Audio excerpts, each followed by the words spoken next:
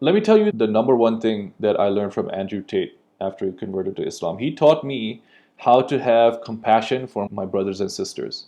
When you have these big personalities, Andrew Tate converting to Islam, taking a Shahada, acceptance from the manosphere specifically, that, well, you can't judge his past anymore, to judge him from now, moving forward. Do you not see, though, that there's a bit of a double standard with this sort of forgiveness? We don't know what's Andrew Tate's heart, for example. That's what I hear a lot, right, with his conversion. But at the same time, if I scroll through TikTok and if I see a Muslim woman creating content and her hijab might be slightly offset or a bit of hair might be showing, there's an attack straight away.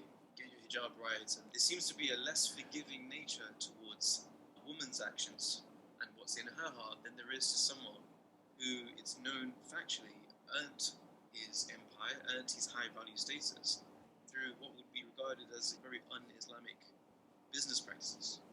First, to the last point that you mentioned, there is no disagreement among Muslims that Andrew Tate's life before he converted to Islam was degenerate and haram from the perspective of Islamic teachings. Okay, that's point number one. Point number two is, let me tell you the number one thing that I learned from Andrew Tate after he converted to Islam. He taught me how to have compassion for my brothers and sisters, even the ones who are irreligious or not as religiously observant as I would like them to be, because Allah's mercy is for everybody. And if He could guide somebody like Andrew Tate, just think about Andrew Tate and everything he's done in his life and the life that he's lived. Even somebody like that can be redeemed and gain salvation through Allah's mercy. What it teaches us is that we ought to be a little bit more compassionate of our brothers and sisters.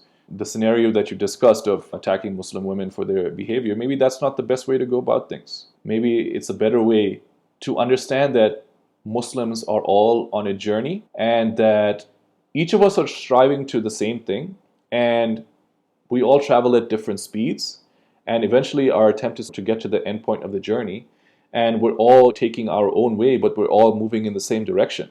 The mercy or the path of Islam is broad. It's a long road and it's broad. And we all have an opportunity to gain God's mercy and God's favor.